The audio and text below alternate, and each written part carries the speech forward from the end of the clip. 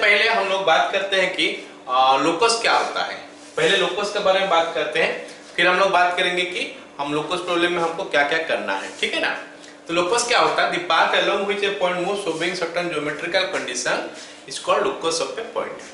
मतलब एक पॉइंट एक कुछ ज्योमेट्रिकल कंडीशन को ओबे करेगा और वो मूव करेगा, वो जिस रास्ता देके जाएगा उस रास्ता कोई एक शेप बनेगा, उसी शेप को ही हम लोग बोलते हैं लोकस। और डिपेंड करता है वो शेप कैसे बनता है, उस हिसाब से हम डिफरेंट डिफरेंट शेप को डिफरेंट डिफरेंट नेमिंग किए हैं, ठीक है। जैसे हम कोई एक ज्योमेट्रिकल कंडीशन अगर दे रहे हैं और जिसमें कि लाइन ऐसा जा रहा है, तो हमको दिखाई दे रहा है, इसको ये शेप को हम क्या बोलते हैं? ये एक लोकस है। इस लोकस को हम लोग क्या बोलते हैं? क्या नाम दे दिए हैं? Straight line. ऐसे ही हमारा हो सकता है, कोई एक पॉइंट मूव कर रहा है और वो इस पाथ में मूव किया, तो ऐसे जो चक्कर आया गोल दिखाई दे रहा है, इसको हम लोग बोलते हैं क्या? सर्कल। और हम बात करते हैं कभी कभी ऐसा भी आ सकता है, कोई कंडीशन अगर आ गया तो वो जो पॉइंट मूव करेगा इस पाथ में जाता है, इस पाथ को हम लोग बोलते हैं क्या? पाराबोला। और अगर इस पाथ देके जाता है वो पॉइंट, तो इसको हम लोग बोलते हैं क्या? एलिप्स। और इसको हम लोग क्या बोलते हैं? हाइपरबोला। मतलब जो जो शेप देके वो पाथ जा सकता है ज्योमेट्रिकल कंडीशन को ओबे करके, वो जो जो शेप बनता है, जो हम लोग 11th में कोऑर्डिनेट ज्योमेट्री में डिस्कस करने वाले हैं। जब कोऑर्डिनेट ज्योमेट्री पढ़ेंगे तो काफी सारे चीज इसके बारे में पढ़ेंगे, इन डिटेल्स हम इसके बारे में पढ़ेंगे। अभी कॉम्प्लेक्स नंबर में क्योंकि बोला जाएगा कॉम्प्लेक्स नंबर का कंडीशन दे देगा, बोलेगा कि भाई ये है क्या, तो मैं बोल दूंगा कि ये पाराबोला है। अब पूछोगे सर पाराबोला क्या है, एलिप्स क्या है, तो उनका शेप यही सब आता है। इनका बारे में काफी सारी चीज हम लोग डिस्कशन करने वाले हैं जब हम लोग कोऑर्डिनेट ज्योमेट्री पढ़ेंगे। फिलहाल मैं थोड़ा बहुत इसका बारे में खाली बता देता हूं कि अगर ये ज्योमेट्रिकल शेप है ना, तो इस केस में इसका इक्वेशन क्या होता है? y = mx + c, जिसके बारे में क्लास 10 के अंदर में सब कोई पढ़ चुका होगा। इसको हम लोग, इसका इक्वेशन होता है y = mx + c। अगर ये सर्कल है, इसका एक्चुअली दो पैरामीटर है, एक होता है क्या? इसका सेंटर, और एक होता है क्या? इसका रेडियस। अगर मान लेते हैं सेंटर 0 0 हो गया या फिर ओरिजिन हो गया, तो उसका इक्वेशन जो होता है ऐसे, x² + y² = r²। मैं कॉम्प्लेक्स नंबर में अभी आया नहीं हूं, ज्योमेट्री में थोड़ा बता रहा हूं, कोऑर्डिनेट ज्योमेट्री के बारे में। इसका सेंटर हो गया 0 0, रेडियस हो गया r। अगर सेंटर 0 0 का बजाय कुछ और हो जाए, तो उस केस में इक्वेशन ऑफ द सर्कल क्या हो जाता है? x - h² + y - k² = r²। इस केस में इस सर्कल का जो सेंटर है, सेंटर हमारा hk हो गया, इसका सेंटर हो गया हमारा hk, और इसका जो रेडियस हो गया वो हो गया क्या? r। इस केस में हमारा सेंटर था 0 0 और रेडियस ऑफ कोर्स यहाँ पे r था, रेडियस = r। ये हमारा सर्कल का इक्वेशन ऐसा दिखता है। अब ये हमारा पाराबोला आ गया, इसका इक्वेशन होता है y² = 4ax। अब पाराबोला जो है ना, वो ना काफी सारे लोकेशन में जा सकता है। उसका शेप ऐसे तो दिखेगा, लेकिन डिपेंड करता है कि वो कभी कभी ऐसा दिखता है, कभी कभी ऐसा दिखता है, कभी कभी ऐसा दिखता है ना। तो डिपेंड करता है उसका पोजीशन का ऊपर, हम उसको अलग अलग उपाय में पढ़ेंगे। लेकिन अगर क्वेश्चन में कुछ मेंशन नहीं है, तो हम इसको स्टैंडर्ड पैराबोला के हिसाब से लेते हैं, जिसका कि इक्वेशन होता है y² = 4ax। ये हमारा एलिप्स है, इसका भी शेप थोड़ा अलग भी हो सकता है। फिलहाल जो शेप दिया है, इसका इक्वेशन उस समय क्या होता है? x² / a² + y² / b² = 1। ये a b क्या है सर, इसके बारे में बहुत ज्यादा जानकारी नहीं चाहिए, जस्ट एक लिटिल बिट ऑफ आइडिया में दे रहा हूं। अभी हाइपरबोला है, हाइपरबोला का इक्वेशन जो होता है x² / a² - y² / b² = 1। ये हमारा हाइपरबोला का इक्वेशन है। तो लेट मी टेल यू कि हम लोग लोकस के बारे में थोड़ा बहुत आइडिया कर लिए। लोकस होता है path along which A point moves obeying certain geometrical condition. Different types of locus हमारा मिल सकता है, अकॉर्डिंगली उनका इक्वेशन हो सकता है। इनमें से हम इसका ऊपर ज्यादा फोकस करेंगे, इसका ऊपर हम काफी सारी चीज कर सकते हैं, निकाल सकते हैं। और ये सब हम लोग खाली जानेंगे कि ये कंडीशन में ये हाइपरबोला होता है, ये एलिप्स होता है, ये पाराबोला होता है, एक्सेट्रा एक्सेट्रा। चलो अब हम लोग थोड़ा मतलब कॉम्प्लेक्स नंबर में आ जाते हैं। ये जो हम पढ़े थे मॉड जेड का बारे में जो हम पढ़े थे क्या चीज होता था, डिस्टेंस फ्रॉम ओरिजिन होता था। ये हम लोग पढ़े थे कॉम्प्लेक्स नंबर में। मॉड जेड का मतलब होता है length of the line joining the complex number two origin. और अगर कहीं पे मैं Z1 माइनस Z2 कर दूं, इसका मॉड ले लूं, तो ये क्या हो जाता है, length of the line joining Z1 and Z2, length of the line joining Z1 and Z2। Okay, तो ये बन गया हमारा।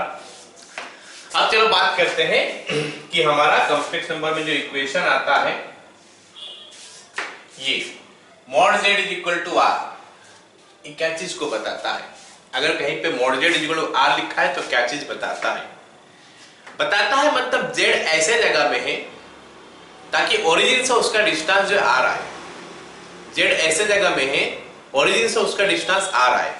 और अगर मैं थोड़ा फील करूंगा उसको और ज्योमेट्री का हिसाब से ड्रॉ करने का कोशिश करूंगा, तो वो कॉम्प्लेक्स नंबर ऑब्वियसली इसी सर्कल का ऊपर ही रहा होगा। क्यों? क्योंकि उसी सर्कल का अंदर रहेगा, इसी सर्कल का ऊपर रहेगा, तो जाके ओरिजिन से इसका डिस्टेंस हमेशा सेम होते रहेगा। सो दैट्स व्हाई हम अगर देखते हैं mod z is equal to r लिखा है, तो हम बोलते हैं क्या, z जो है ना lies on the circle whose center is equal to 0 0 radius is equal to r। अब सवाल आया कि सर ये तो पता चल गया, ठीक है ये सर्कल में है, इसका सेंटर 0 0 है, रेडियस r है। अगर mod z less than r हुआ तो, सर अगर mod z less than r हुआ तो क्या होगा, तो बच्चों देखो अगर लेस देन r हुआ तो ऑब्वियस बात है कि उसका जो डिस्टेंस है ओरिजिन से वो r से कम होगा। ये डिस्टेंस हम अगर r लिए हैं तो इससे कम होगा, इससे कम होगा तो कॉम्प्लेक्स नंबर कहां रहेगा, अंदर ही रहेगा। So that is the reason कि अगर mod z less than r होता है तो कॉम्प्लेक्स नंबर जो होता है it's the set of all points inside the circle. Circle का अंदर का सारे पॉइंट हो गया जिसका कि सेंटर 0 0 है, रेडियस r है। अच्छा आप सोचो कि ऐसा हुआ कि मॉड z लेस देन नहीं है, लेस देन इक्वल टू है, तो फिर कहां होगा वो पॉइंट सब, तो मतलब हमको वो पॉइंट सब लेना है जहां पे कि उसका डिस्टेंस ओरिजिन से r है और उसके कम बना लेना है। मतलब क्या हो गया, ये पॉइंट जो है सर्कल का ऊपर का भी लेना पड़ेगा और इनसाइड लेना पड़ेगा अगर less than equal to r है तो। ऐसे ही mod z greater than r है तो सर्कल का बाहर, क्योंकि सर्कल का बाहर का सारे पॉइंट इससे r डिस्टेंस से ज्यादा ही रहेगा। So mod z greater than r मतलब सर्कल का बाहर, greater than equal to r मतलब सर्कल या सर्कल का बाहर। ये तो सभी को समझ में आ गया। अच्छा अगर ऐसा है कि a less than equal to z mod less than equal to b, तो अगर a less than equal to z mod less than equal to b तो क्या होगा। इसे मान लेते हैं, एग्जांपल ले लेता हूं मैं। अगर मैं एक एग्जांपल ले लिया कि ऐसा दिया 2 less than equal to z mod less than equal to 4, तो क्या, तो it is equivalent to mod z less than equal to 4 और mod z greater than equal to 2। मतलब हमारे पास दो सर्कल आना चाहिए, एक का रेडियस 2 होना चाहिए, एक का रेडियस 4 होना चाहिए। Mod z greater than equal to 2 मतलब 2 वाला सर्कल जिसका रेडियस 2 होगा उस सर्कल का बाहर का पॉइंट लेना है, और mod z less than equal to 4 मतलब वो सर्कल जिसका रेडियस कितना है 4 है, उसका अंदर रहना चाहिए। तो लेट मी ड्रॉ 2 सर्कल्स। एक सर्कल ये हो गया, कॉन्सेंट्रिक सर्कल हम बोल सकते हैं, है ना। जस्ट ए मिनट,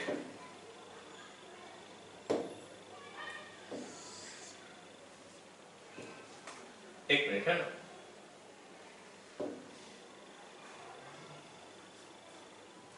ओके, ये हमारा एक सर्कल हो गया यार, ये हमारा एक सर्कल हो गया, ठीक है।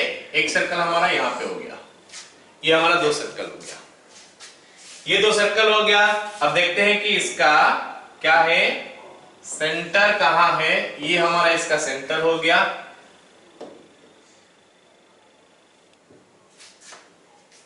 ठीक है, ये सेंटर हो गया। इसको थोड़ा मैं इधर खिसका देता, एक मिनट,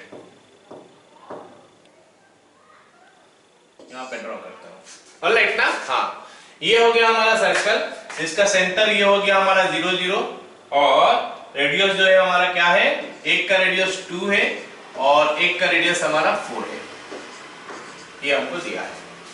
और हमको बोला है कि 2 से ज्यादा 4 से कम, मतलब ये सारे पॉइंट को हम ले सकते हैं। ये सारे पॉइंट जो है ना, ये हमारा हो सकता है, मतलब z इनमें से कोई भी जगह हो सकता है। ये ब्लू में जो किया सर्कल के अंदर, ये दो सर्कल के अंदर जो ब्लू लाइन में ड्रॉ किया, ये इनमें से कुछ भी हो सकता है। ये सर्कल का ऊपर भी कोई पॉइंट हो सकता है, या फिर ये सर्कल का ऊपर का भी कोई पॉइंट हो सकता है। आई होप सभी को समझ में आ गया, ठीक है। एक और पॉइंट हमको बताना है यहाँ पे, z minus z0 is equal to r। जैसे मैं शुरू से बता दिया कि z1 माइनस z2 का मॉड का मतलब होता है क्या, length of the line joining z1 and z2। ऐसे ही z माइनस z0 मॉड मतलब z और z0 का भीतर में डिस्टेंस, z और z0 का भीतर में डिस्टेंस हमेशा क्या होगा, r होगा। यहां पे z0 तो फिक्स्ड हो गया, तो मतलब ये हो गया सेंटर, z0 हो गया हमारा centre, is equal to r, मतलब ये हो गया एक सर्कल जिसका सेंटर z0 है, रेडियस r है। तो mod z is equal to r मतलब सेंटर 0 0 है, z minus z0 is equal to r मतलब सेंटर हो गया हमारा z0 और रेडियस हो गया r। चलो अब हम कुछ क्वेश्चन करते हैं, थोड़ा और कंसेप्ट इसका क्लियर होगा क्वेश्चन करने का बाद। बोला क्या, right the equation of the locus of the complex number satisfying this one. चलो पहला क्वेश्चन करते हैं। पहला क्वेश्चन हमको क्या दिया है कि एक सर्कल का इक्वेशन, सर्कल या ये क्या दिया है हमको पता नहीं है, बस ऐसे बोल दिया है, right the equation of the locus of the complex number satisfying this one. z एक कॉम्प्लेक्स नंबर है, वो इस कंडीशन को सेटिस्फाई कर रहा है। सवाल बोला है कि भाई इसका इक्वेशन बताओ क्या है, और उसके बाद बोला है कि and illustrate in Argand plane. Argand plane बोलने से सबको पता है रियल एक्सिस होता है, इमेजिनरी एक्सिस होता है, तो उसमें इसको बताओ ये z कहां पे रह सकता है बताओ। चलो बात करते हैं इसका इक्वेशन निकालने का। ये तो itself is equation, this itself is equation, but हमको इक्वेशन में पूछा है, एग्जैक्टली लिखा नहीं है, it should be Cartesian equation बताओ इसका बोलना है। कार्टेशियन इक्वेशन का मतलब क्या होता है, x और y का इन्वॉल्वमेंट हो जाएगा। चलो लिखते हैं, z के जगह में x प्लस आई वाई, तो ये बनेगा हमारा x plus I y mod is equal to 5। तो सबको पता है कि मॉड कैसे निकाला जाता है, x square plus Y square का root over is equal to 5। ये हमारा इक्वेशन होना चाहिए, x और y का इन्वॉल्वमेंट हो गया, लेकिन ये काफी सिंप्लीफाइड फॉर्म में नहीं है। हमको हमेशा चीजें सुंदर दिखने का आदत होता है, तो इसीलिए हम इस टाइप में, ये हमको सुंदर नहीं दिख रहा, तो हमको इसको थोड़ा सुंदर दिखाना पड़ेगा, थोड़ा अच्छा दिखना पड़ेगा, ओके ना। It should be pleasant. तो हम इसको क्या करेंगे, दोनों साइड में स्क्वायर कर देंगे, तो x square plus Y square is equal to 25। ये जो है ना, ये बन गया हमारा इक्वेशन। ये इक्वेशन हो गया क्या, ये कॉम्प्लेक्स नंबर जो कंडीशन को सेटिस्फाई कर रहा है। अब सवाल बोला है कि भाई इसको आर्गन प्लेन में रिप्रेजेंट करो। चलो इसको आर्गन प्लेन में ड्रॉ करने का कोशिश करते हैं, है ना। तो एक तो मैं ड्रॉ करता हूं, क्या बोलते हैं, सर्कल एक तो ड्रॉ करता हूं। जस्ट ए मिनट, हम यहाँ पे एक तो सर्कल ड्रॉ करते हैं, ये बन गया हमारा सर्कल, ठीक है। अब इसमें हम क्या करते हैं, x axis y axis draw कर देते हैं, एक्स एक्सिस और वाई एक्सिस। नाम क्या दे दूंगा बताओ, एक्स एक्सिस वाई एक्सिस नाम नहीं दूंगा, नाम क्या दूंगा, रियल एक्सिस और इमेजिनरी एक्सिस। ठीक है, इसका नाम मैं दे देता हूं, ये हमारा रियल हो गया और ये हमारा इमेजिनरी हो गया। हमको बोला है कि दिखाओ, आर्गन प्लेन में दिखाओ कि वो जेड कहाँ है। तो जेड जैसे मैं बताया कि ऑन दिस सर्कल होगा, ये सर्कल का ऊपर होगा ये सारे पॉइंट, जो जो क्वाड्रेंट में आ सकता है सारे क्वाड्रेंट में थोड़ा थोड़ा पॉइंट तो हमको लोकेट करना पड़ेगा। तो दिस इज द डॉट्स में दे रहा हूं सर्कल का ऊपर, तो वो सब पॉइंट हो गया हमारा। तो ये क्वेश्चन का आंसर, ये इक्वेशन हो गया, ये आर्गन प्लेन में उसका रिप्रेजेंटेशन। कैसे आर्गन प्लेन पता चला, रियल एक्सिस लिखा हुआ है, इमेजिनरी एक्सिस लिखा हुआ है, तो आर्गन प्लेन हो गया। ठीक है, चलो अब हम लोग सेकंड बिट करते हैं, बिट बी। बिट बी हमको एक्चुअली इक्वेशन ना देके इन इक्वेशन दिया है। Bit b mod z less than equal to 5, तो x प्लस आई वाई का mod less than equal to 5, और सबको पता है कि मॉड निकलता है x square plus Y square का रूट ओवर होके लेस देन इक्वल टू 5। अब हम स्क्वायर कर देंगे तो आ जाएगा x square plus Y square less than equal to 25। तो ये हमारा हो गया, हम सबको पता चल गया कि ये जो है ना इन इक्वेशन हो गया। ये एक्चुअली इक्वेशन तो नहीं, इन इक्वेशन हो गया। सवाल में ये बोला था पहले कि इक्वेशन बताओ, ये यहाँ पे इन इक्वेशन निकला, अलग बात है। फिर बोला है कि उसको आर्गन प्लेन में रिप्रेजेंट करो। चलो अब इसको आर्गन प्लेन में रिप्रेजेंट करते हैं। ये बन गया हमारा सर्कल, है ना, ये सर्कल जिसका कि सेंटर 0 0 होगा और रेडियस कितना होगा, r होगा। इसका सेंटर हमारा 0 0 होना चाहिए और रेडियस हमारा r होना चाहिए। ठीक है, ऑलराइट, ये हो गया हमारा सर्कल, सेंटर इसका 0 0 होगा, रेडियस होगा r बोलने से 5 होगा यहाँ पे। ये रियल एक्सिस हो गया, ये हमारा इमेजिनरी एक्सिस हो गया। ये जो डिस्टेंस में दिखा रहा हूँ 5 है, यहाँ पे भी मैं दिखा सकता हूँ कि डिस्टेंस जो है हमारा 5 है। ठीक है, अब बोला है क्या, लेस देन इक्वल टू, मतलब हमको वो पॉइंट लेना है जिसका कि मॉड, जिसका कि ओरिजिन से डिस्टेंस 5 से कम है या फिर 5 है। 5 है तो ये हो जाएगा सर्कल का ऊपर का सारे पॉइंट, और 5 से कम है मतलब उसके अंदर का सारे पॉइंट।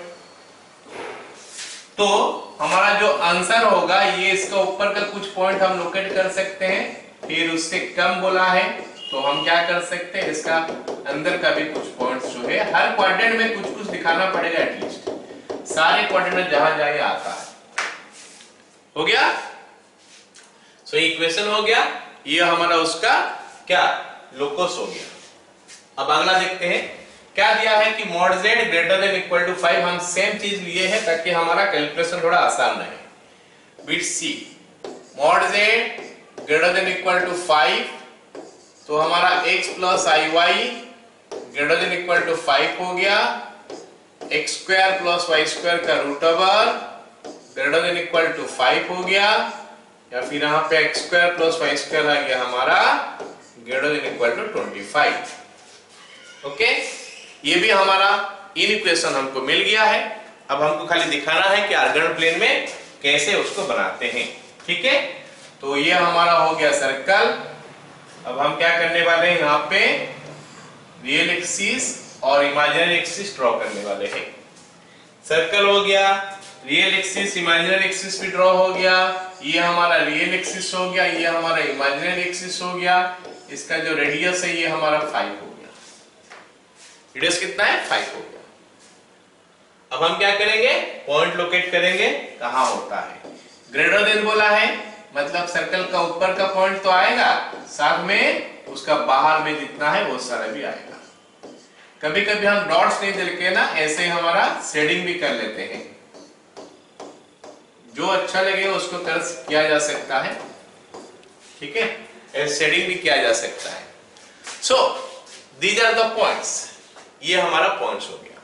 तो आर्गन प्लेन में हम रिप्रेजेंट कर लिए उस, मतलब जो हमको कंडीशन दिया था उसको यूज करके जो कंप्लेक्स बन सकता था। मतलब z जो है ना इन्हीं में से कहीं पे भी हो सकता है। ओके, चलो अगला देखते हैं। अच्छा, इसका पिछला वाला सवाल है, ये सवाल में फर्क क्या है। पिछला वाला सवाल हमारा दिया था सर्कल जिसका कि सेंटर 0 0 है या फिर ओरिजिन है। यहां पे जो दिया है सर्कल जिसका सेंटर 0 0 नहीं है। तो केस में हमारा जो थ्योरी में हम लोग पढ़ लिए तो क्या था, हम ये पढ़े थे कि z minus z naught is equal to r था। तो इस केस में हमारा सेंटर क्या था, जेड नॉट, और रेडियस क्या था, आर। ठीक है, चलो अब एक काम करते हैं। सबसे पहले तो इक्वेशन निकालने के लिए बोला है, तो इक्वेशन निकालते हैं, उसके बाद हम देखेंगे कि इसको आर्गन प्लेन में कैसे ड्रॉ करेंगे। ठीक है, चलो स्टार्ट करते हैं। पहला सवाल क्या दिया है बेटे, z माइनस 1 का मॉड लेस देन 4। एक काम करता हूं, इक्वल टू भी डाल देता हूं साथ में, है ना, नहीं डालने से भी चलेगा। x plus I y minus 1 mod less than equal to 4। x minus 1 plus I y less than equal to 4। बोलोगे सर ये क्या कर दिया, x माइनस 1 प्लस आई वाई का mod less than equal to 4, ये क्या हो गया। सभी को पता होना चाहिए कि हर कॉम्प्लेक्स नंबर जो है हमेशा x प्लस आई वाई में रहता है। यहाँ पे x प्लस आई वाई हो गया, माइनस 1 हो गया, रियल पार्ट अलग कर दिया भाई, इमेजिनरी पार्ट अलग कर दिया, खत्म। ओके, अब हम आगे करते हैं। ये बन गया हमारा x माइनस 1 का स्क्वायर प्लस ये y square root over less than equal to 4। अब ये बन गया हमारा x माइनस 1 का square plus y square less than equal to 16। ठीक है, हो गया। अब बात करते हैं इसका अर्गन प्लेन में कैसे रिप्रेजेंट करेंगे। यहां पे देख सकते हैं, इस जगह से भी देख सकते हैं, यहां से भी देख सकते हैं।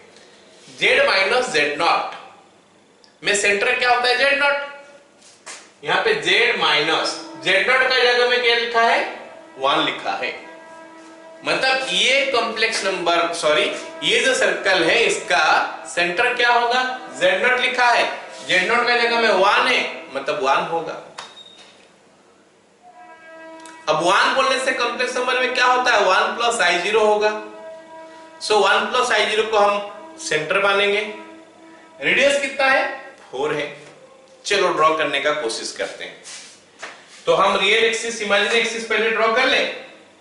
तो पहले हम रियल एक्सिस और इमेजिनरी एक्सिस ड्रॉ कर लेते हैं। ये हमारा हो गया क्या, रियल एक्सिस, है ना, ये हमारा हो गया इमेजिनरी एक्सिस। तो रियल एक्सिस और इमेजिनरी एक्सिस हमारा बन गया। अब हम देखते हैं आगे कैसे हम निकालेंगे या फिर वो सर्कल ड्रॉ करेंगे। ठीक है, सबसे पहले हम क्या करते हैं, centre 1, 0, x1 y0, x1 y0, मतलब रियल पार्ट 1 है और इमेजिनरी पार्ट 0 है। तो ये ऑफकोर्स हमारा कहां पे आएगा, रियल एक्सिस में आएगा। ये हमारा रियल एक्सिस है और ये हमारा इमेजिनरी एक्सिस है। ये पॉइंट हो गया हमारा 1 0। चलो, मतलब यहां से यहां तक हमारा डिस्टेंस 1 है। हमको बोला है 4, हमको क्या बोला है, 4 बोला है। 4 बोलने से क्या हो गया, रेडियस 4 है, मतलब क्या होगा बोलो, यहाँ पे 5 तक जाएगा, है ना, यहाँ पे 5 तक जाएगा, यहाँ पे हमारा -3 तक जाएगा, ये -3 हो गया, यहाँ पे 5 हो गया, ताकि ये डिस्टेंस 4 हो, ये डिस्टेंस 4 हो। अब हम क्या करेंगे, सर्कल ड्रॉ कर देंगे।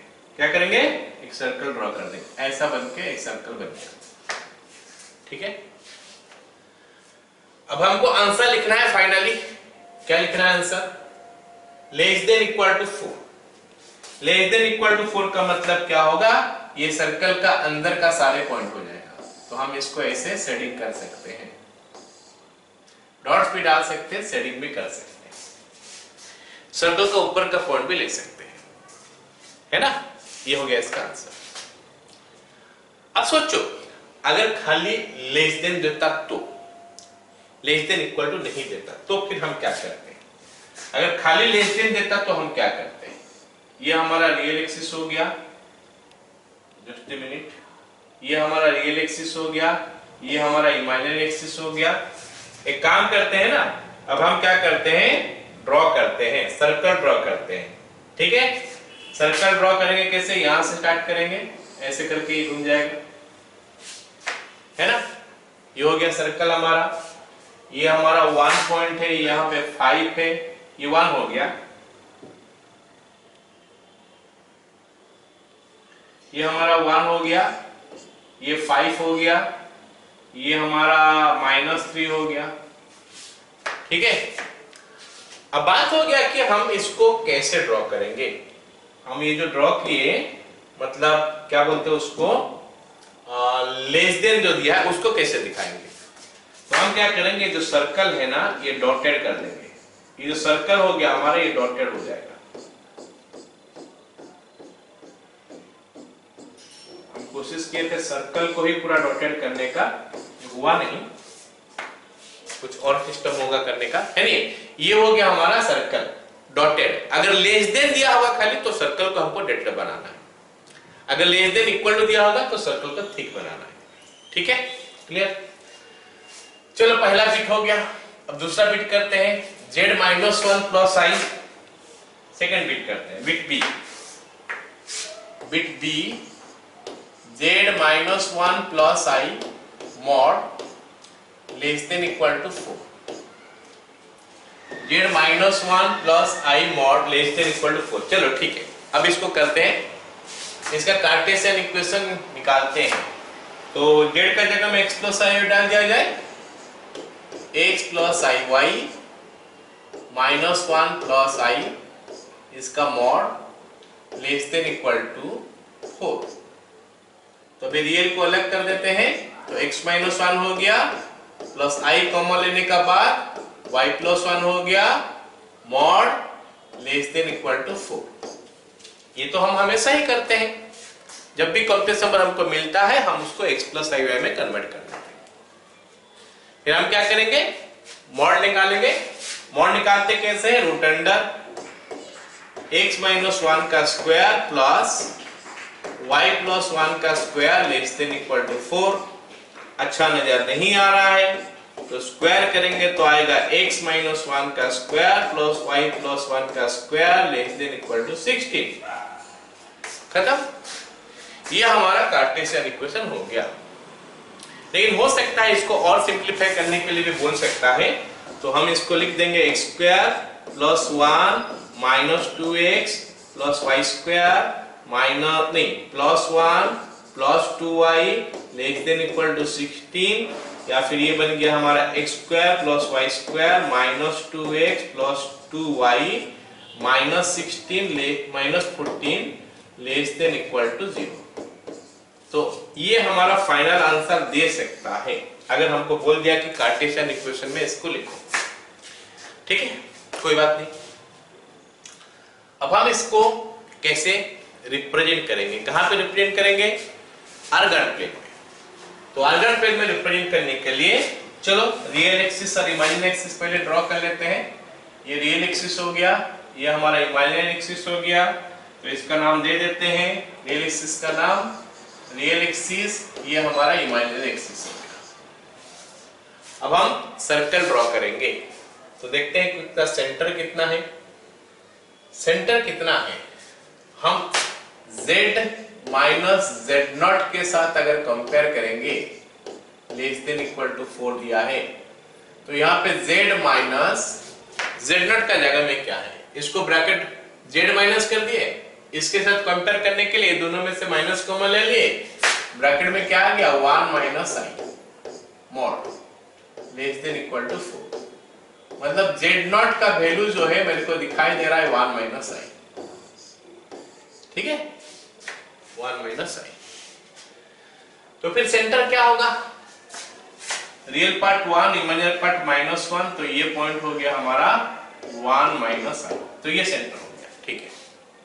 अब रेडियस देखते हैं, 4 है, यहां से यहां तक का डिस्टेंस 1 है, यहां से यहां तक का डिस्टेंस 1 है, हमको 4 डिस्टेंस जाना है, मतलब ऊपर जाना है। तो हम क्या करेंगे, एक सर्कल ड्रॉ करेंगे, कुछ ऐसा बड़ा सा सर्कल ड्रॉ करेंगे, ये बन गया, ये 1 है, तो ये हमारा यहां से यहां तक ऊपर नीचे आ गया ना थोड़ा। एक काम करते हैं, वेट करो, क्या ये नीचे आएगा, नहीं आएगा, एक बार और ड्रॉ करता हूं ऐसे। हाँ, ये हो गया हमारा। चलो मान लेते हैं ये वाला। अच्छा, इस पॉइंट को थोड़ा शिफ्ट कर देता हूं, है ना। ये पॉइंट को मैं थोड़ा इधर शिफ्ट कर लेता हूं।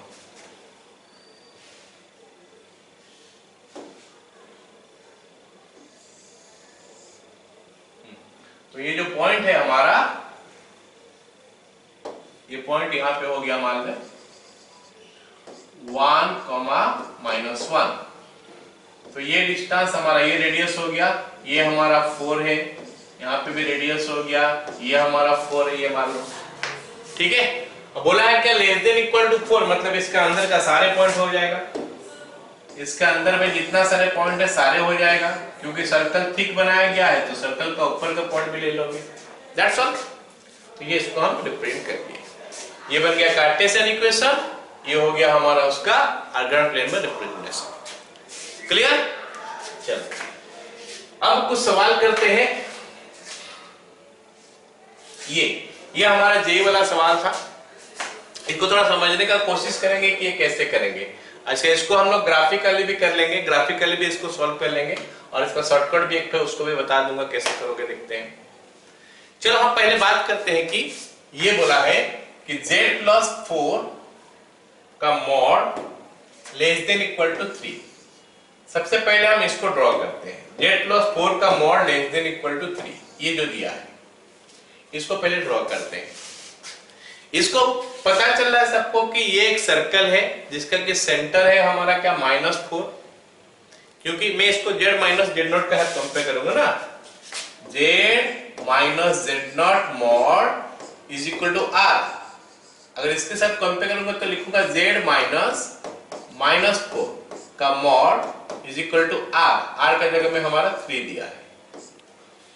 ये वो सर्कल है, मतलब हमको एक सर्कल ड्रॉ करना है जिसका सेंटर हो गया -4 हो गया और रेडियस हो गया हमारा 3।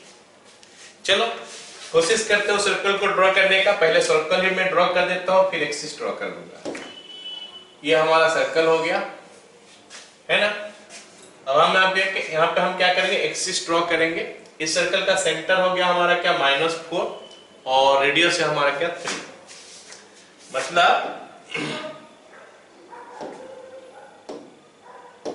ये हमारा हो गया क्या रियल एक्सिस, और हमारा इमेजिनरी एक्सिस कहां पे होगा, इमेजिनरी एक्सिस कहां पे होगा, इसका सेंटर है -4 ना, ये सेंटर हो गया।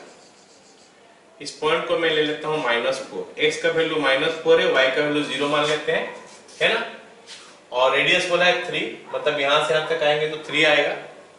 3 यूनिट आगे जाओगे तो -1 आ जाएगा। ये वाला हमारा -1,0 आएगा। और ये हमारा कितना आएगा बताओ, ये हमारा आ गया कितना, -4 और -3, -7,0। तो हमारा इमेजिनरी एक्सिस यहां पे होगा, ये हमारा 0 0 हो गया। ठीक है, तो z हमारा यहां पे आ गया, z इज हियर, मतलब z ये भी हो सकता है, ये भी हो सकता है, ये भी हो सकता है। इक्वल टू दिया है, लेस देन इक्वल टू दिया है, सर मतलब इसका ऊपर का भी पॉइंट हो सकता है, फिर अंदर का भी पॉइंट हो सकता है। अब हमको पूछा है कि भाई z+1 का मॉड का मिनिमम और मैक्सिमम वैल्यू बता दो। z+1 का मॉड का मिनिमम वैल्यू बताओ, मैक्सिमम वैल्यू बताओ।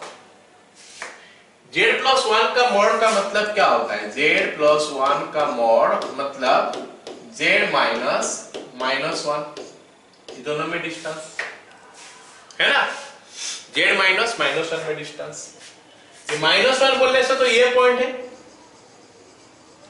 -1 इज हियर, और z का डिस्टेंस, z कहां पे है, z यहां पे कहीं पे भी हो सकता है ना, z इसमें कहीं पे भी हो सकता है। तो फिर z से -1 का डिस्टेंस 0 होगा मिनिमम। क्यों 0 होगा, क्योंकि z अगर यहां पे आ जाएगा तो दोनों में डिस्टेंस मिनिमम हो जाएगा। मतलब z+1 का मॉड का मिनिमम वैल्यू हो गया हमारा क्या 0। मैक्सिमम कहां होगा, -1 ये हो गया, z ये हो सकता है, डिस्टेंस ये आएगा, ये हो सकता है, डिस्टेंस ये आएगा, ये हो सकता है, डिस्टेंस ये आएगा। लेकिन ये सब डिस्टेंस मैक्सिमम नहीं होगा। मैक्सिमम कहां होगा? जस्ट ये पॉइंट का डायमेट्रिकली ऑपोजिट पॉइंट में मैक्सिमम होगा, मतलब ये डिस्टेंस मैक्सिमम होगा। ये डिस्टेंस कितना है? 3 + 3, 3 + 3 कितना हो गया? 6 हो गया। तो ये हमारा आंसर हो जाएगा। Z+1 का मॉड का मैक्सिमम वैल्यू हो जाएगा हमारा कितना? 6 हो गया। चलो ये तो हमारा बन गया।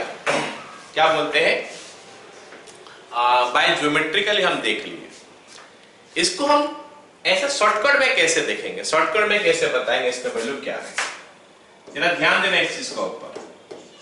Z1 - Z2 का मॉड का वैल्यू जो है ना लेस देन इक्वल टू होता है Z1 का मॉड प्लस Z2 का मॉड, और ये ग्रेटर देन इक्वल टू होता है Z1 का मॉड माइनस Z2 का मॉड का ऊपर एक और मल्टीप्लाई। तो ये फॉर्मूला को अगर याद रखोगे ना तो फिर इसका शॉर्टकट ये हमको मिल गया। ये हमारा शॉर्टकट है, ठीक है, ये हमारा शॉर्टकट है। अब इसको यूज कैसे करेंगे? ध्यान से देखो, इसको हम यूज कैसे करेंगे, कैसे यूज करेंगे देखो। सबसे पहले जो गिवन कंडीशन होगा वो हमारा Z1 है, ये हमारा गिवन कंडीशन है, ये हमारा Z1 है, और Z2 क्या है? वो बाकी जो निकलेगा वो Z2 है। देखेंगे कैसे निकलेगा। तो हमको गिवन क्या है, हमको जो गिवन है वो क्या है? ये है। हमको जो चीज गिवन है वो क्या है? Z+4 का mod less than equal to 3, ये हमको गिवन है, ठीक है। हमको जो निकालने के लिए बोला उसको लिखते हैं अभी। Z+1 का मॉड, ओके ना, इज इक्वल टू क्या करेंगे? Z+1 का मॉड इज इक्वल टू क्या करेंगे बताओ? यहां पे ना ये जो गिवन है Z+4 उसको लेके आएंगे। सर कैसे लेके आओगे? चलो देखो, Z+4, लेकिन मेरे को तो चाहिए -3, Z+4 -3, तो -3। क्यों -3 क्या मैं? क्योंकि Z+1 तो मेरे को चाहिए ना, मैं Z+4 लिख दिया। सर 4 क्यों लिखा? क्योंकि Z+4 गिवन है तो Z+4 लिख दिया। लेकिन हमको Z+1 यहां पे है, हमारे पास यहां पे Z+1 है, यहां पे अगर Z+4 लिख दिया तो एडजस्ट करने के लिए -3 करना पड़ेगा। अब इतना लिखने का बाद ना ये हमारा Z1 हो गया और ये हमारा Z2 हो गया, ये हमारा Z1 हो गया, ये हमारा Z2 होगा। तो फिर इसका वैल्यू कहां से कहां तक रहेगा? लेस देन इक्वल टू क्या होगा? Z1 का मॉड, Z1 बोलने से ये वाला पार्ट, इसका मॉड कितना दिया है? 3 दिया है, तो 3 लिखेंगे, प्लस Z2 का मॉड, Z2 हमारा है क्या? 3 का मॉड 3 होता है। उधर हो गया इतना।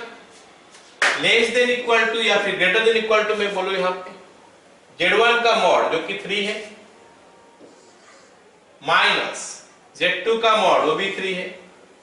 अगर नेगेटिव आता तो हम लेते मॉड, नेगेटिव नहीं है तो चलेगा। तो हम लिख सकते हैं कि 0 less than equal to Z+1 का mod less than equal to 6। तो ये शॉर्टकट याद रख सकते हो। तो ये क्वेश्चन को मैं 2 मेथड में करके दिखाया। ये प्रैक्टिकली दिखाया कि कैसे मिनिमम वैल्यू निकलता है, और यहाँ पे मैं दिखाया शॉर्टकट में हम उसको कैसे निकालते हैं। एक और क्वेश्चन करते हैं, देखते हैं। दिया है क्या? Z-3 + 4i इसका mod less than equal to 4, और हमको बोला है कि मैक्सिमम और मिनिमम का भीतर में जो डिफरेंस है उसको निकाल के बताओ। मैक्सिमम और मिनिमम का भीतर में जो डिफरेंस है उसको निकाल के बताओ। चलो, जो निकालने के लिए बोला है पहले उसको तो लिखते हैं, फिर कैसे करेंगे आगे पता चलेगा। Z+1 का मॉड ये निकालने के लिए बोला है। तो हम क्या करेंगे, जो चीजें मेरे को दिया है पहले उसको लिख देंगे, फिर एडजस्टमेंट करेंगे। Z-3 + 4i लिख लिया। मेरे को चाहिए लेकिन +1, तो z -3 है तो +4 कर देते हैं।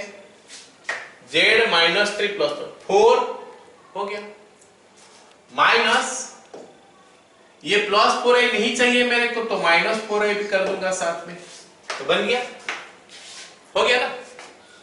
अभी देखो 4a कैंसिल हो जाएगा, -3 +4 बोलने से हमारा कितना हो गया, कितना हो गया, -3 +4 बोलने से +1, मतलब यही वाला पार्ट आ गया। चलो ये आ गया इतना, दैट इज इक्वल टू, अब हमारा Z1 कौन है, Z2 कौन है, ये हमारा Z1 है, लेकिन Z2 ये नहीं दिखाई दे रहा है, क्योंकि मैं जो फॉर्मूला बताया था उसमें क्या है, Z1 - Z2 का मॉड, फिलहाल प्लस है तो उसको माइनस करते हैं, तो एक लाइन और करते हैं फिर हम लोग आगे बढ़ेंगे। तो Z -3 +4i, एक ब्रैकेट में मैं इसको रख लेता हूं फिलहाल, -4i -4 इसका मॉड। चलो अब इतना होने के बाद ये हमारा Z1 हो गया और ये हमारा Z2 हो गया।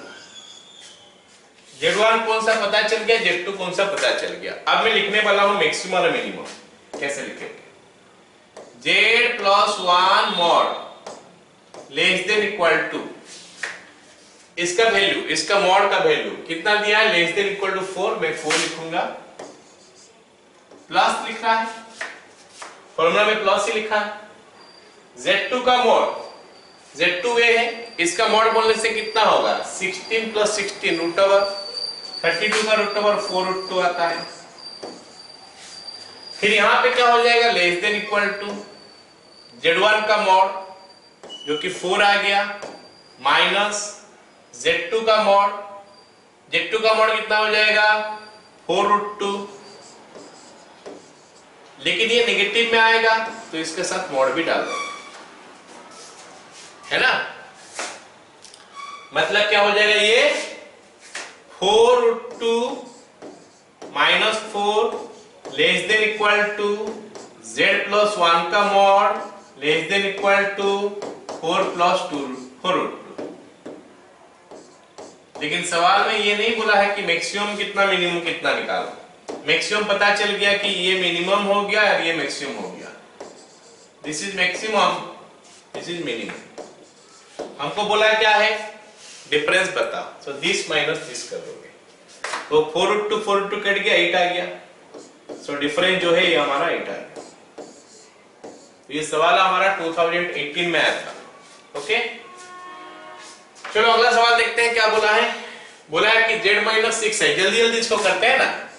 Z -6i का mod less than equal to 3 दिया है, मेरे को पूछा है Z -8 का मॉड बताओ। चलो सबसे पहले Z -6i लिख लेता हूं मैं, Z -6i लिख लिया, प्लस 6i करना पड़ेगा मेरे को, -8 + 6i, -8 + 6i। तो बोलोगे सर 6i क्यों लेके आए, क्योंकि ये बताया जो भी मेरे को निकालने के लिए दिया है उसमें ये चीज का इन्वॉल्वमेंट होना चाहिए। तो अब हम इसको थोड़ा सजा के लिख देते हैं कि Z -6i, माइनस कॉमन लेने के बाद ये बनेगा 8 - 6i। अब इससे हमको पता चल गया कि Z1 कौन, Z2 कौन, ये Z1 है और ये Z2 है। अब हम मैक्सिमम वैल्यू भी निकाल सकते हैं। Z1 का मॉड हमारा दिया है 3 प्लस Z2 का मॉड, इसका निकालोगे 64 + 36 का √10, तो ये हमारा 13 हो गया मिनिमम। Z1 का मॉड 3 है, वो हमारा 10 है, लेकिन नहीं मिलेगा, क्या नेगेटिव नहीं होना चाहिए, तो उसका भी मॉड दे दिए, तो ये आ गया हमारा 7। समझ में आ गया मिनिमम मैक्सिमम कैसे निकालते हो। तो इसको हम डायग्राम के हिसाब से भी कर सकते हैं, ठीक है। चलो अगला सवाल देखते हैं। दिया है क्या, Z + 2i mod less than equal to 2, हमको निकालने के लिए बोला है Z -√3 + i का मॉड। हमको पता है जो निकालने के लिए बोला है उसमें हम लोग क्या है, जो गिवन है वो चीज को इंक्लूड कर लेते हैं, मतलब Z + 2i को इंक्लूड करना पड़ेगा। तो हम इसमें लिख देंगे क्या, z प्लस 2y। फिर हम क्या देख रहे हैं कि यहाँ पे -√3 है, तो -√3 को भी डाल देते हैं और साथ में -i भी कर देते हैं ताकि ये हमारा z -√3 प्लस i आ जाए। 2y - i will be this one. तो इसको लिख देंगे z प्लस 2y, फिर माइनस कॉमन ले लेंगे तो आ जाएगा √3 प्लस i मॉड। अब देख लिए कि z1 कौन है, z2 कौन है। ये हमारा z1 है, ये हमारा z2 है। अब मैक्सिमम वैल्यू पता कर लेंगे। मैक्सिमम वैल्यू क्या होता है, z1 का मॉड जो कि दिया है 2 हमको, प्लस z2 का मॉड 3 + 1 4, 4 + 4 का √2। तो ये हमारा मैक्सिमम वैल्यू हो गया 4 और इसका मिनिमम वैल्यू हम निकाल सकते हैं। अभी मिनिमम वैल्यू कैसे निकालेंगे, z1 - z2, अगर नेगेटिव आता तो मॉड देते हैं, नेगेटिव तो है नहीं तो मिनिमम हमारा 0 हो गया। सवाल में पूछा था खाली ग्रेटेस्ट पूछा था, तो ग्रेटेस्ट हो गया हमारा इसका 4। क्लियर। चलो अब एक मिनट रुको, एक सवाल और कहा है।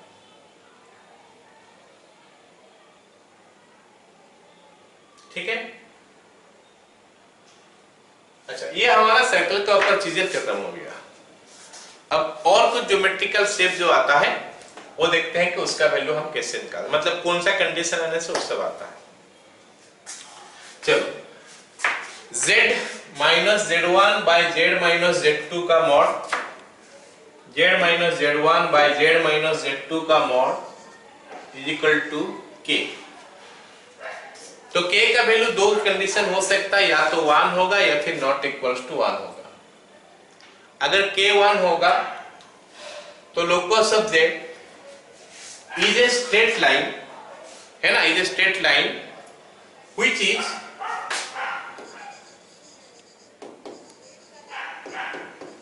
Bisecting perpendicularly to the line joining z1 and z2। हो गया। अच्छा ये क्यों होता है जरा बात करते हैं, एग्जैक्टली वो क्यों होता है बात करते हैं, ठीक है ना। एक मिनट देख लेते हैं कि ये क्यों होता है।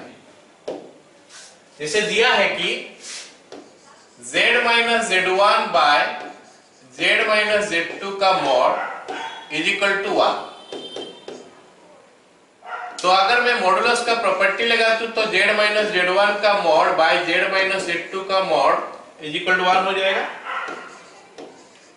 और अगर यहां पे मैं प्रॉपर्टी नहीं क्रॉस मल्टीप्लाई कर दूं तो z - z1 का मॉड = z - z2 का मॉड।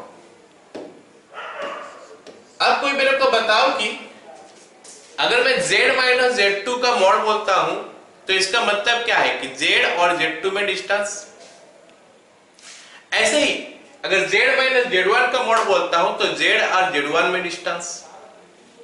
चलो एक काम करते हैं, z1 और z2 को दो ठो पॉइंट जो है ना उनको लोकेट करते हैं। ये z1 है, ये z2 है, ये z1 है और ये z2 है। तो ये दोनों को ज्वाइन कर देते एक लाइन मिलता है, तो उसका बीच में एक पॉइंट मैं ले सकता हूं, वो z हो सकता है, क्योंकि z - z1 का मतलब z से z1 का डिस्टेंस और z - z2 का मतलब z से z2 का डिस्टेंस। तो z तो ये भी हो सकता है। और क्या हो सकता है, ऐसे सारे पॉइंट लेके जाएगा जिससे कि z1 और z2 का डिस्टेंस सेम हो जाएगा। तो ऑब्वियस बात है कि z जो है ना हमारा इस पॉइंट का थ्रू में जाएगा। z जो है ना इस पॉइंट का थ्रू में, एक मिनट, ये जो है ना z जो है हमारा ये जो लाइन में रहेगा। क्यों, अगर ये लाइन में रहेगा तो फिर ये डिस्टेंस और ये डिस्टेंस, ये डिस्टेंस और ये डिस्टेंस, ये डिस्टेंस और ये डिस्टेंस सेम होगा। So z is line on this white line, और ये व्हाइट लाइन क्या है, perpendicular bisector of the line joining z1 and z2। तो याद रखना, अगर हमारा Z1 is equal to Z minus Z1 का mod is equal to Z minus Z2 का मॉड होता है, तो in that case Z is lying on the, या फिर Z is a straight line बोल सकते हो, which is the perpendicular bisector of the line joining Z1 and Z2. अगला, अगर Z minus Z1 by Z minus Z2 का mod is not equals to 1 नहीं हुआ, मतलब मान लेते 2 हुआ, 3 हुआ, 4 हुआ, 5 हुआ, कुछ भी हुआ, तो in that case what it represent है सर्कल। ये क्या एक सर्कल को रिप्रेजेंट करता है। तो ये हमारा पहली बात हो गया कि Z minus Z1 by Z minus Z2 इसका मॉड होने से हम क्या करते हैं, ठीक है। अगला देखते हैं, अगला बोला है कि अगर Z माइनस Z1 इंपोर्टेंट है ये, है ना, अगर Z माइनस Z1 का mod plus Z minus Z2 का मॉड, Z माइनस Z1 का mod plus Z minus Z2 का mod is equal to K हो गया। अब K हो गया मतलब K का वैल्यू क्या क्या हो सकता है, Z1 माइनस Z2 का मॉड ये हो सकता है, या फिर Z1 माइनस Z2 का मॉड नहीं होगा। अगर Z1 माइनस Z2 का मॉड नहीं होगा तो फिर ये एक एलिप्स रिप्रेजेंट करेगा। ये क्या रिप्रेजेंट करेगा, एलिप्स रिप्रेजेंट करेगा।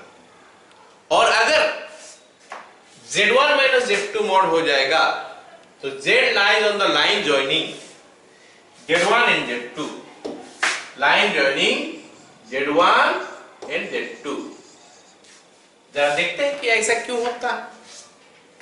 हम ये स्ट्रेट लाइन के बारे में बता सकते हैं, एलिप्स के बारे में बता नहीं सकते, क्योंकि वो एलिप्स का डेफिनेशन से ऐसे आ जाता है। याद रख लेना के लिए Z माइनस Z1 का mod plus Z minus Z2 का mod is equal to K हो गया, जबकि K का वैल्यू Z1 माइनस Z2 नहीं है, तो फिर ये एक एलिप्स ही होगा। चलो देखते हैं, this is Z1 and this is Z2।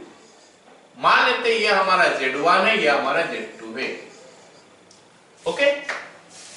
चलो अब हम ऐसा करते हैं कि Z minus Z1 plus Z minus Z2 is equal to Z2 minus Z1 कब हो पाएगा। देखो अगर Z यहां पे रहेगा, पूरा मिडिल में के बात नहीं कर रहा हूं, कहीं पे भी ये दोनों को जॉइन करने से जो लाइन मिलता है उसका बीच में कहीं पे Z होगा। मान लेते हैं ये A है, ये B है और ये P है, तो Z माइनस Z1 का मॉड तो PA ही होना चाहिए, हाँ या ना, ऑब्वियस बात है। जब मैं Z माइनस Z1 का मॉड बोलता हूं तो Z और Z1 का भीतर में डिस्टेंस ही होता है।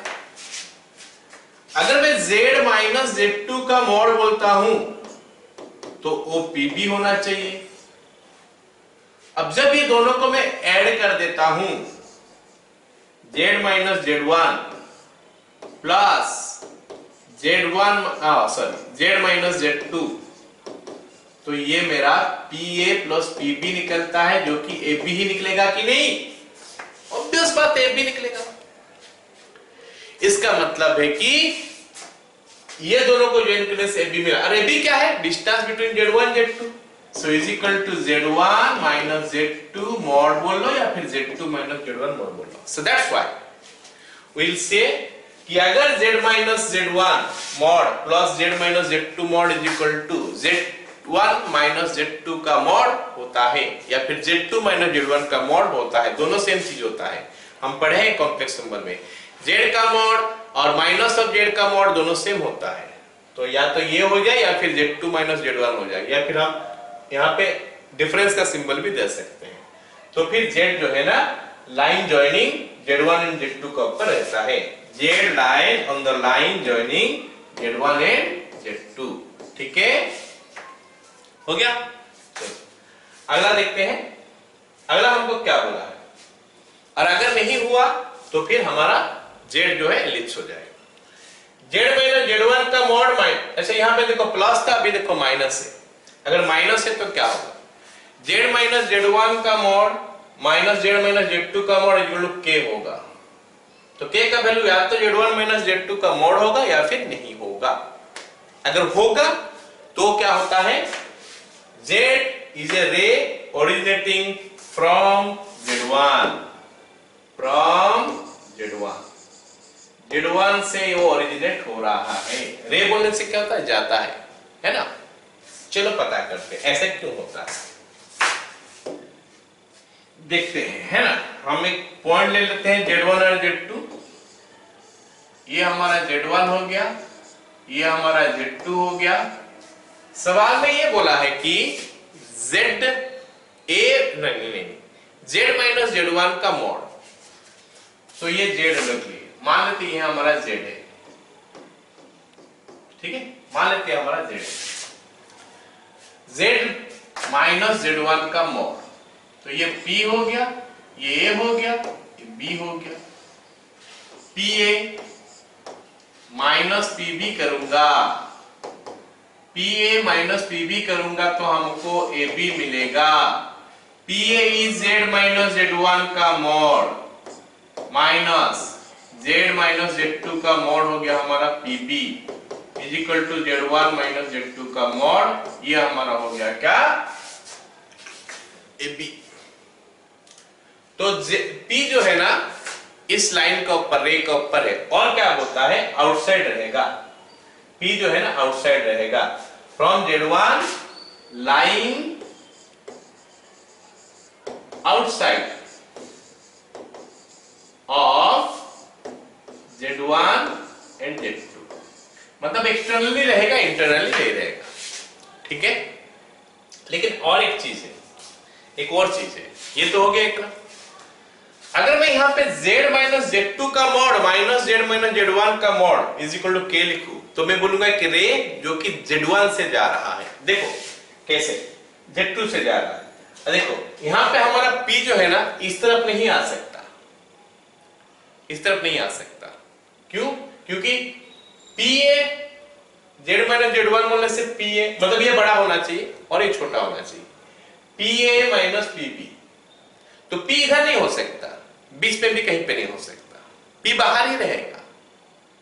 और ओरिजिनेट का रे बोलने से क्या होता है, ऐसे एरो के साथ रहता है, ये रे गया ऐसे, A से ओरिजिनेट हुआ नहीं, हाँ Z1 से ओरिजिनेट हुआ या फिर A से ओरिजिनेट हुआ। अगर मैं Z माइनस Z1 नहीं रख के Z माइनस Z2 का मॉड पहले लिखूंगा और Z माइनस Z1 का मॉड बाद में लिखूंगा, तो फिर हमारा ये मतलब चेंज हो जाएगा, ओरिजिनेटिंग फ्रॉम Z2 हो जाएगा। एक और चीज देखो, अगर मैं ऐसा लिख देता हूं, अगर मैं ऐसा लिख देता हूं क्या, like this, Z minus Z1 का mod minus Z minus Z2 का मॉड, उसका ऊपर एक और मॉड डाल दिया is equal to Z1 minus Z2 का मॉड, तो क्या होगा, Z लाइज आउटसाइड, एक्सटर्नली लिख सकते हैं, externally on the line joining Z1 and Z2। उस समय हमारा क्या था, ये भी स्ट्रेट लाइन था, लेकिन इसको हम रे बोल सकते हैं, मतलब अगर MCQ में आएगा तो रे ही बताना पड़ेगा, इन केस में अगर रे दिया होगा तो। लेकिन यहाँ पे हमारा रे नहीं है, क्योंकि इसका ऊपर मॉड भी दे दिया साथ में। देखो इसमें डिफरेंस क्या, इसमें Z माइनस Z1 का मॉड, Z माइनस Z2 का मॉड, इसमें उसके ऊपर एक और मॉड दे दिया है, मतलब वो उसको पॉजिटिव कर दिया। मतलब हम यहाँ पे जो लिखे थे PA माइनस PB लिख सकते हैं, PB माइनस PA लिखने से भी चलेगा, कोई दिक्कत नहीं है, मतलब वो पॉइंट P इधर भी आ सकता है, इधर भी आ सकता है। Got it now all of you? चलो ठीक है, अब कुछ सवाल करते हैं, क्या चीज रिप्रेजेंट करता है बता देंगे, आप थोड़ा डीपली जाएंगे तो थोड़ा दिखा भी देंगे कि वो चीज है क्या। देखो पहला क्या बोला है, Z minus 3i plus Z minus i is equal to this. तो मैं एक काम करता हूं ना, Z माइनस Z1 का mod plus Z minus Z2 का mod is equal to K लिख के देखता हूं, तो हमारा K का वैल्यू Z1 माइनस Z2 का मॉड आता है कि नहीं आता है। अगर आता होगा तो फिर स्ट्रेट लाइन हो गया, अगर नहीं हाँ स्ट्रेट लाइन हो जाएगा जो कि वो दोनों का बीच में रहेगा। अगर नहीं आया होगा तो फिर वो एलिप्स हो जाएगा, ठीक है। तो देखते हैं कि Z1 कितना, Z2 कितना। Z1 हमारा 3i है, Z2 हमारा i है, तो Z1 माइनस Z2 बोलने से कितना हो गया, is equal to 3i minus i हो गया 2i। Z1 माइनस Z2 का मॉड बोलने से आ गया हमारा क्या 2, not equals to k। k नहीं हुआ, अगर k होता मतलब Z1 minus Z2 is equal to k होता तो इन दैट केस हम क्या बोलते हैं कि ये स्ट्रेट लाइन में है। तो हम क्या बोलेंगे अभी, इट इज एन एलिप्स। ये हमारा एलिप्स हो गया, Z हमारा एलिप्स के ऊपर है। चलो अगला देखते हैं।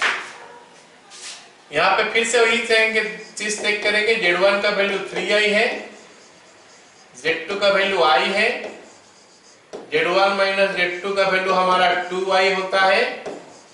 Z1 माइनस Z2 का मॉड अगर देखूंगा तो यह हमारा 2 आ रहा है, k का वैल्यू भी हमारा 2 है, k is equal to Z1 minus Z2 का मॉड। सो ओके ना, so Z lies on a, क्या बोलते हैं उसको, straight line.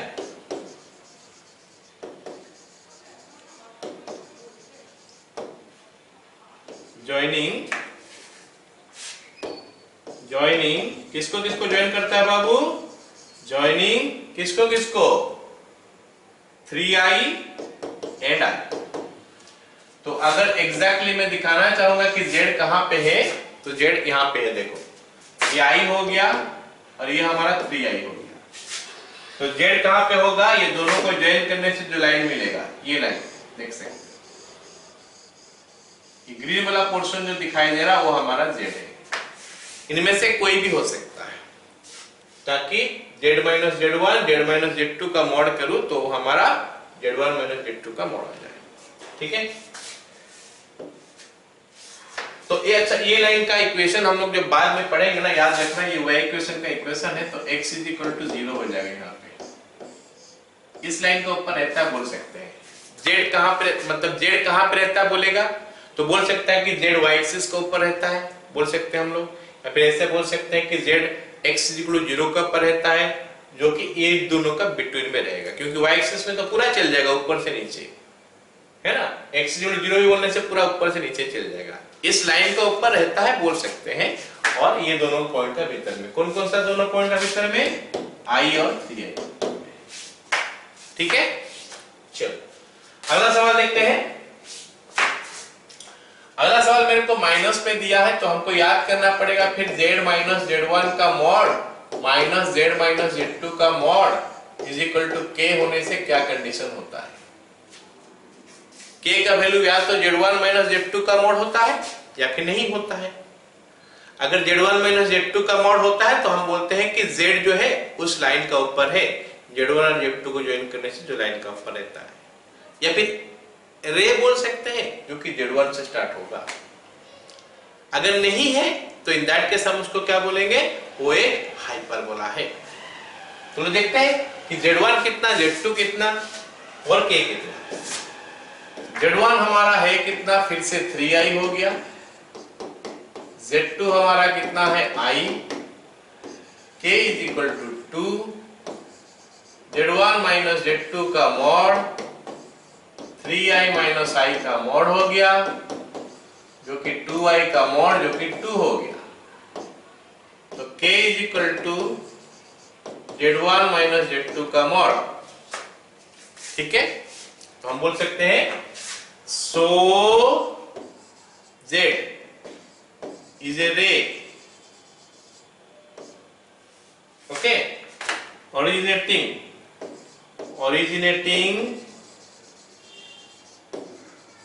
from Z1 only say 3i and lying outside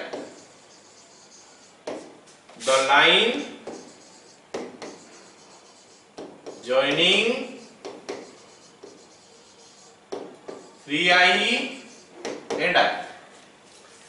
या फिर इसको उल्टा तरीका से बोला जा सकता है कि Z जो है 3i और i को ज्वाइन करने से जो लाइन मिलता है उसका एक्सटर्नली रहता है, और i का मतलब 3i से दूर रहता है, ऐसे बोल सकते हैं, अवे फ्रॉम 3i।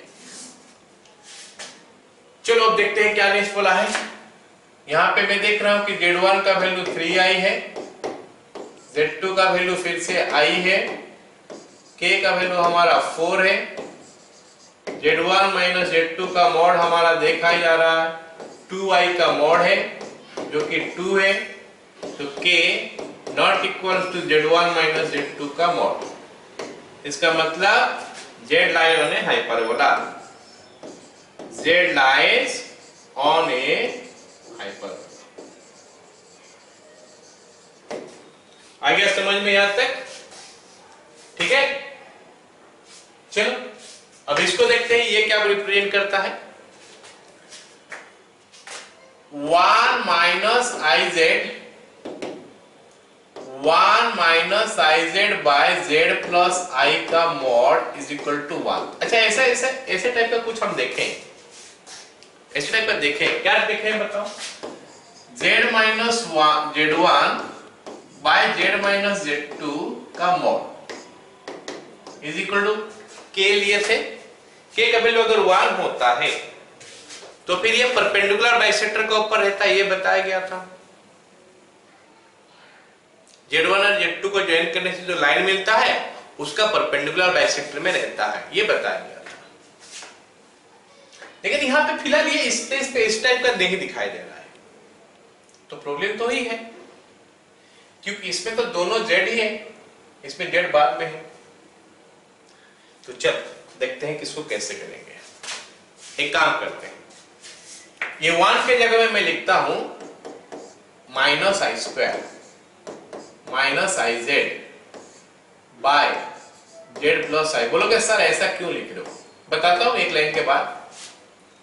मैं आई कॉमन ले लेता हूं या फिर माइनस आई ही कॉमन ले लेता हूं। माइनस आई कॉमन ले लिया तो यहां पे ब्रैकेट में कितना आ गया, जेड प्लस आई। एक काम करते हैं, इसको माइनस 1 लिखते हैं, क्वेश्चन में थोड़ा चेंज करते हैं, या तो माइनस 1 लिखते हैं या फिर अंदर में प्लस आई करते हैं, प्लस आई जेड कर देते हैं। चलो माइनस 1 लिख दिया तो ये चलेगा, ये माइनस 1 हो गया तो फिर ये आई स्क्वायर नहीं होके ये क्या हो जाएगा, आई हो जाएगा, है ना। ये वाला पार्ट हमारा गया, ये माइनस आई स्क्वायर न होके आई स्क्वायर हो गया, ठीक है। माइनस 1 के जगह में आई स्क्वायर लिख दिया, ओके। ऐसा क्यों किया, नहीं तो हमारा ये कैंसिल ही हो जा रहा है, जेड कैंसिल ही हो जा रहा है, तो लोकस ऑफ जेड क्या मिलेगा, कुछ नहीं मिलेगा। सो ये हमारा जेड प्लस आई हो गया, नहीं जेड माइनस आई हो जाएगा। अभी मैं अगर मैं माइनस आई कॉमन लिया तो जेड माइनस आई हो जाएगा, तो it is your z minus i, all right. और नीचे में हमारा क्या होगा, z plus i, mod is equal to 1। हमारा एम है कि ऐसे तक पहुंच जाए, उसके बाद बात करेंगे। अब देखते हैं क्या होगा। अब मॉडुलस का प्रॉपर्टी बता क्या रहा है कि अगर Z1 Z2 इनटू है तो उसको अलग अलग भी कर सकते हो। तो मतलब इसमें मैं क्या कर सकता हूं, माइनस आई का मॉड ले सकता हूं, साथ में Z minus I bye Z plus I का मॉड ले सकता हूं, इज इक्वल टू 1। और माइनस आई का मॉड जो होता है ना, वो हमारा क्या होता है, 1। तो यहाँ पे Z माइनस आई का mod bye Z plus I का मॉड इज इक्वल टू 1 आ गया। या फिर ऐसा बोल रहा, एक लाइन और लिख ले, यहाँ पे तो आंसर मिल चुका है, नहीं तो एक लाइन और लिख ले तो और क्लैरिटी आ जाएगा। मतलब Z का डिस्टेंस I से जितना है माइनस आई से भी उतना ही है। तो मैं दिखाता हूं, अगर मैं उसको एग्जैक्टली पिक्चुरली दिखाऊंगा तो कुछ ऐसा आएगा, है ना। क्या आएगा यहाँ पे, ये हमारा एक्स एक्सिस है या फिर रियल एक्सिस बोल लो, ये हमारा रियल एक्सिस है और ये हमारा इमेजिनरी एक्सिस है, ठीक है। अब आई दिखाते हैं और माइनस आई दिखाते हैं। ये ऊपर में हमारा आई आ जाएगा और नीचे में हमारा माइनस आई आ जाएगा। दोनों को ज्वाइन करने से हमको ये लाइन मिला, ये लाइन मिला दोनों को ज्वाइन करने से। तो हमको Z क्या होगा, Z क्या होगा, ये दोनों लाइन को ज्वाइन कर, ये दोनों पॉइंट को ज्वाइन करने से जो लाइन मिला उसको परपेंडिकुलर होके जाएगा जो लाइन, तो इसको परपेंडिकुलर होके कौन सा लाइन जा रहा है, ये ही जा रहा है, ये जो एक्स एक्सिस जो है ना यही जा रहा है। मतलब ये क्या रिप्रेजेंट करता है, स्ट्रेट लाइन, और वो भी एक्स एक्सिस है। स्ट्रेट लाइन का आंसर होना चाहिए, और अगर हम डिटेल्स में जाएंगे तो ये हमारा एक्स एक्सिस है, और एक्स एक्सिस का इक्वेशन जो है ना ये हमारा y = 0 होता है। तो बहुत कुछ दे सकता है क्वेश्चन में, क्या कर देगा, अगर बोल देगा कि लाइज ऑन स्ट्रेट लाइन बोल सकता है, एक्स एक्सिस बोल सकता है, वाई एक्सिस बोल सकता है, x0 y0 ऐसे बहुत सारी चीज बोल सकता है। तो ये हमारा हो गया, एक्स एक्सिस का ऊपर रहता है, ये पहला बात है ना। y = 0 एक्स एक्सिस का इक्वेशन होता है, इसके ऊपर भी रह सकता है। Line joining i and -i को परपेंडिकुलर बाइसेक्टर है, ये भी बोल सकता है। चलो अगला सवाल देखते हैं।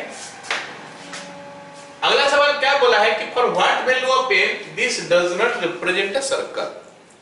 चलो देखते हैं, ये हमारा जो क्वेश्चन दिया है ना, क्या दिया है, 3z - 1 / z + 5 का मॉड = m। हमको बोला है कि भाई ये m का वैल्यू बता दो, क्या है इस m का वैल्यू, ताकि ये सर्कल रिप्रेजेंट ना कर पाए, ये सर्कल रिप्रेजेंट ना कर पाए। चलो देखते हैं इसका कंडीशन क्या होता है, z - z1 / z - z2 का मॉड = k होता है, और अगर k = 1 है, k ≠ 1 है, तो ये सर्कल है। k 1 नहीं है तो ये सर्कल है। k अगर 1 हो गया तो क्या हो गया, परपेंडिकुलर बाइसेक्टर लाइन। क्या हो गया, परपेंडिकुलर बाइसेक्टर लाइन। अब जरा देख लेते हैं कि ये वाला वैल्यू हमको m दिया है, लेकिन ये तो इस टाइप में नहीं लिखा है ना, ये तो इस टाइप में नहीं लिखा है, क्योंकि इस टाइप में तो z पहले है उसके बाद जो भी कुछ है। यहां पे z नहीं है, 3z है। तो हमारा काम है कि पहले उसको स्टैंडर्ड फॉर्म में लाए, अगर स्टैंडर्ड फॉर्म में आ गया फिर बात करेंगे, है ना। तो स्टैंडर्ड फॉर्म में लाने के लिए हमको z चाहिए यहां पे, तो मेरा यहां पे 3z है, तो let me take 3 common, z - 1/3 आ गया, by z + 5 आ गया, मॉड = m। तो z - 1/3 by z + 5 mod into 3 का mod = m। z - 1/3 by z + 5 का मॉड = m/3। सवाल बोला है कि ये हमारा सर्कल नहीं होना चाहिए, मतलब k का वैल्यू 1 ही होना चाहिए। अब इसको अगर मैं कंपेयर कर लेता हूं इसके साथ, तो z की जगह में z है, माइनस z1 का जगह में हमारा 1/3 है, z - z2 का जगह में -5 है, k के जगह में हमारा क्या है, m/3। k अगर 1 होगा तो सर्कल नहीं होगा, 1 नहीं होगा तो सर्कल हो जाएगा। As it is not a circle,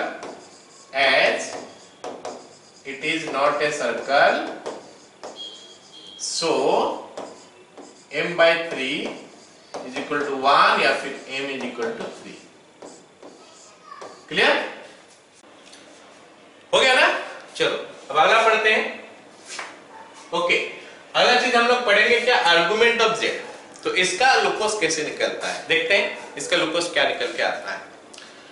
argument हम लोग पढ़ चुके हैं, क्या होता है, line joining complex number two origin, ये जो एंगल करता है विथ पॉजिटिव रियल एक्सिस के साथ एंटी क्लॉकवाइज मेजरमेंट में, उसी को आर्गुमेंट बोलते हैं।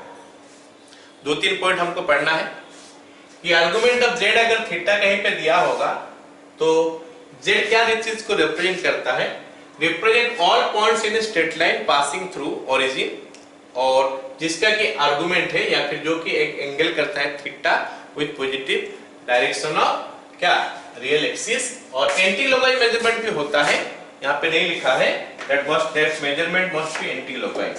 क्या मेजरमेंट है, एंटी क्लॉकवाइज। ठीक है, argument of z less then theta होगा तो फिर उस लाइन का नीचे जो भी एंगल जो थीटा से कम होगा वही सब रीजन, वो जो इस रीजन में आएगा वही हमारा होता है आंसर। और अगर लेते हैं कि आर्गुमेंट ऑफ जेड थीटा 1 और थीटा 2 का भीतर में आया है तो हम फिर दो लाइन ड्रॉ करेंगे, एक argument of z is equal to theta 1, एक argument z is equal to theta 2, उसके बाद वो दोनों का बीच में जो पॉइंट सारे आएगा वो पॉइंट हमारा लेंगे। चलो करते हैं दो तीन क्वेश्चन तो पता चलेगा कि इसको कैसे ड्रॉ करते हैं।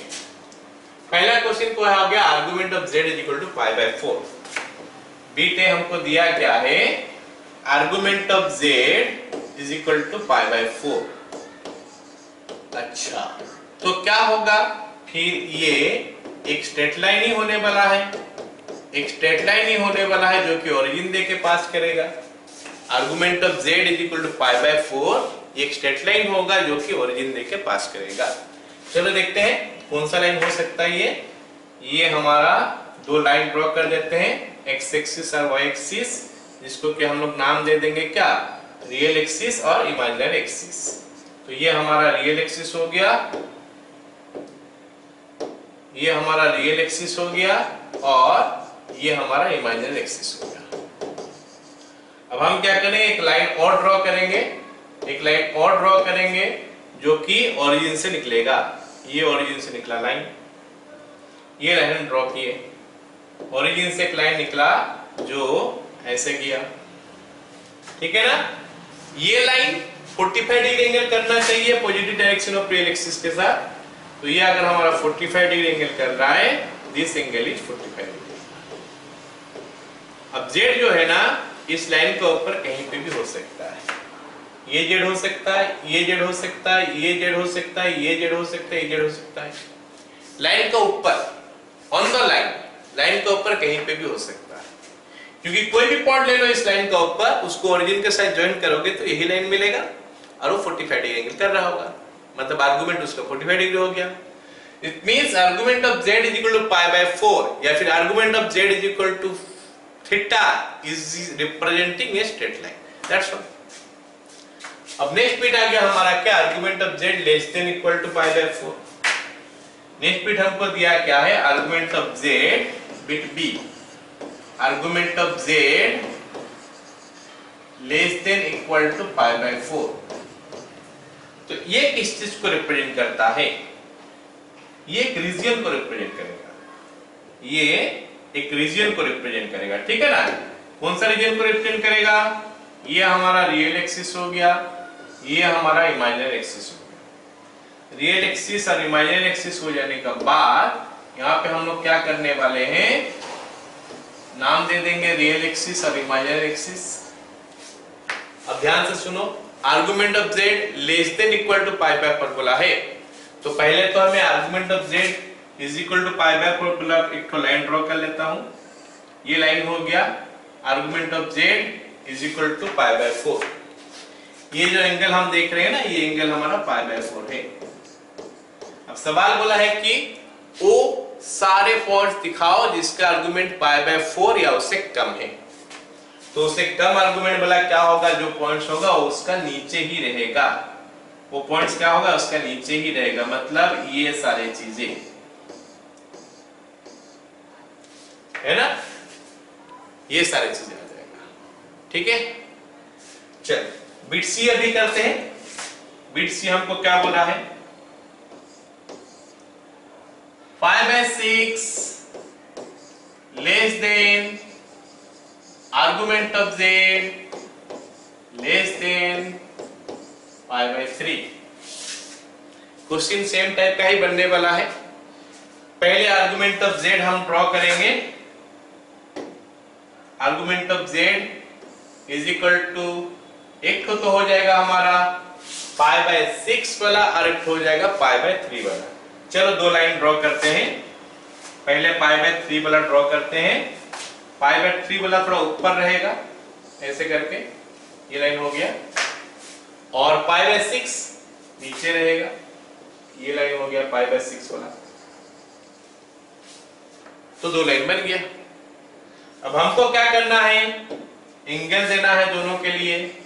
ये एंगल हो गया हमारा π/6 और ये बड़ा वाला एंगल हो गया हमारा π/3। हमको बोला है कि आर्गुमेंट π/6 से π/3 के अंदर आना चाहिए, मतलब इस लाइन का ऊपर कोई भी पॉइंट नहीं आना चाहिए जेड का, ये लाइन का ऊपर भी कोई भी पॉइंट नहीं आना चाहिए। तो ये दोनों का बीच में जो है वो 100 पॉइंट आएगा। दोनों का बीच में क्या है, ये सारे चीज, और ये लाइन जो है ना नहीं आना चाहिए, ये लाइन नहीं आना चाहिए। मतलब यहाँ पे मैं थोड़ा बीच बीच में थिक कर देता हूं ताकि ये डॉटेड दिखे। तो ये लाइन जो है ना अगर इक्वल टू नहीं दिया है तो उसको हमको डॉटेड करना है। तो ये रिप्रेजेंट करता है वो रीजन जो कि π/3 से π/6 से π/3 आर्गुमेंट का अंदर रहता है। ठीक है, तो आई होप